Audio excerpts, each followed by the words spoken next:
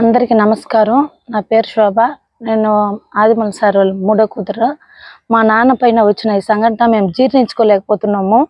మా నాయన ప్రజల మనిషి, ఎప్పుడు నిత్యం ప్రజల కొరకు ప్రజలు సేవ చేసే మనిషి పైన అబద్ధంగా రాజకీయ కుట్ర చేసింది.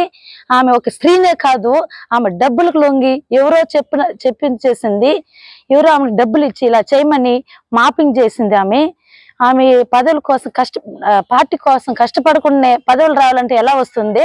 నామినేట్ పదవి కావాలని అడిగింది ఆమె.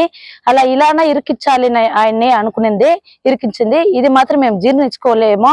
అసలు పెన్ కెమెరా అనేది ఆమెకి ఎలా వచ్చింది?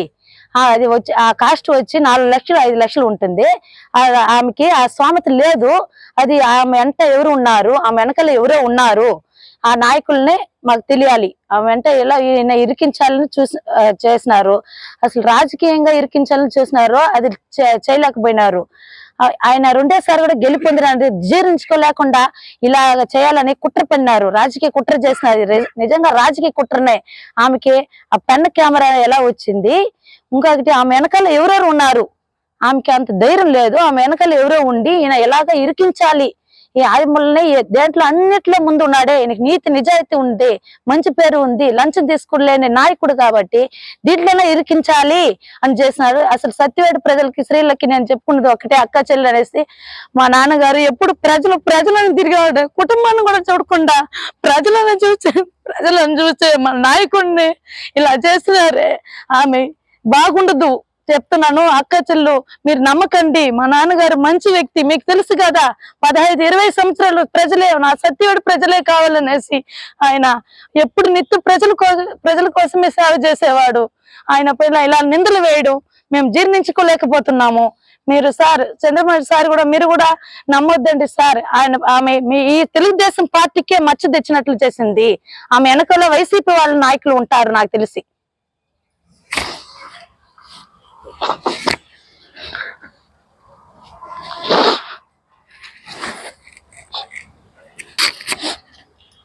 అందరికీ నమస్కారము.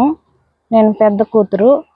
అన్నిట్లో ప్రతి ఒక్క దాంట్లో ప్రతి ఒక్క విషయము తెలియపరుస్తారనమాట. ఇది ఎలా జరిగిందంటే, ఆమె యొక్క దృష్టిలో ఈయన బయటికి తీసుకొని రావాలనే ఒక దృష్టితో ఏమంటే, ఇప్పుడు రాజకీయంలో ఉండే వాళ్ళు అందరూ కుట్రలుగా ప్రవర్తనిస్తారనమాట. ఈయన ఏం చేయాలంటే ఎలాగైనా దింపేయాలి అనే ఒక మాటలతో. ఇప్పుడు ఆమె వచ్చి ఒక స్త్రీగా ఇలా చెప్పేది చాలా చాలా తప్పు అనిపిస్తా ఉంది మాకైతే. ఇది ఇప్పుడు జరిగి 3 నెలలు అవుతా ఉంది అంట. అది ఈ 3 నెలలు ఆమె ఏం చేస్తా ఉన్నది మాకైతే అర్థం కాలేదు. కానీ ప్రజలకి ఇవన్నీ తెలియపరచాలి. అందరికి ఇది తెలిస్తేనే ఆమె యొక్క చెడ్డ అలవాట్ల నుంచి ఆమె బయటకి రాగలుగుతుంది. అసలు ఆమె స్త్రీనా లేకపోతే ఒక వ్యభిచారాలనేది మాకైతే తెలియదు. కానీ ఇలా మంచి వ్యక్తిని బయట పెట్టడానికి ఆమెకి ఏ అర్హత లేదు అని నేను తెలియజేసుకుంటున్నాను. ఆ వీడియోలో ఉండేది మా నాన్నగారు కాదు, ఏ టెక్నాలజీ యూజ్ చేసుకొని మార్పింగ్ చేసింది ఆమె. ఆ దేవుడు కూడా క్షమించడు. మా నాయన ఎప్పుడు ప్రజల మనిషి, నీతి నిజాయితీ మనిషిని అలా చేసిందంటే ఆ దేవుడు కూడా క్షమించడు ఆమెని. ఆయన లైంగికంగా దాడి చేసిందని చెప్పింది కదా, మరుసటి రోజు ఏం చేస్తా ఉన్నది ఆమె. ఇప్పుడు ఆయనకి తండ్రి లాంటి వయసు ఉంది ఆమెకి, అలా చెప్పొచ్చునా? దేవుడే క్షమించడు ఆమెని. కూతురు ఆయన వయసు ఎంత, ఈమె వయసు ఎంత, కూతురు వయసు పెట్టుకొని ఆమె ఆయన పైన నిందలు వేయడం, ఆ దేవుడు కూడా ఆయన క్షమించడు ఆమెని.